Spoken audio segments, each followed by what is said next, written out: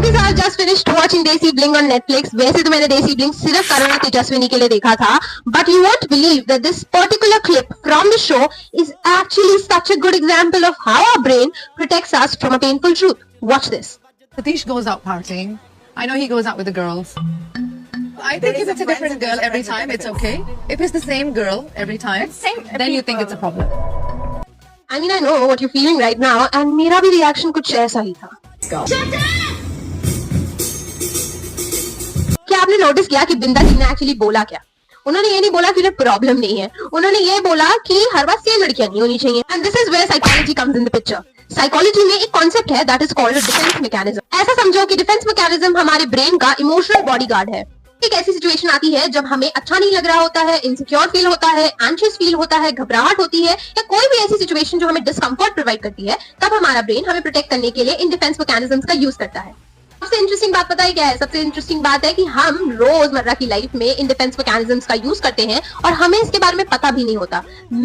हम सब defence mechanisms का यूज करते हैं. अब डिफेंस मैकेनिज्म्स तो बहुत सारी तरीके की होती है, बट पर्टिकुलरली अगर हम बात करें कि बिंदा जी क्या यूज कर रही है, तो बिंदा जी एक डिफेंस मैकेनिज्म जिसको हम रैशनलाइजेशन कहते हैं, उसका इस्तेमाल कर रही है. यू माइट बी थिंकिंग कि ये रैशनलाइजेशन क्या है. अब जब कोई चीज हमें इमोशनली हर्ट कर रही होती है, बट उस पेन को एक्सेप्ट करना मुश्किल होता है, तब हमारा ब्रेन उस दर्द से हमें प्रोटेक्ट करने के लिए एक ऐसा लॉजिकल एक्सप्लेनेशन बना देता है जो हमें बेटर फील कराए.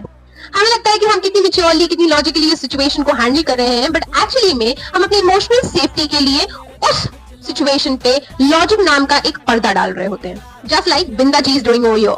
आई मीन, उनका मेजर कंसर्न हो सकता है कि what if her husband actually falls in love with somebody else and leave her. But इस चीज को फेस करना is a little uncomfortable. So what does she say? She says कि लड़कियां प्रॉब्लम नहीं है, सेम लड़कियां प्रॉब्लम है. देखो, सिचुएशन सेम ही है, एक्सप्लेनेशन बस बदल गया है. हम कभी कभी सिचुएशन को नहीं बदलते हैं, हम कभी कभी उसके एक्सप्लेनेशन को इतना लॉजिकल बना देते हैं कि हमें वही सच लगने लगता है.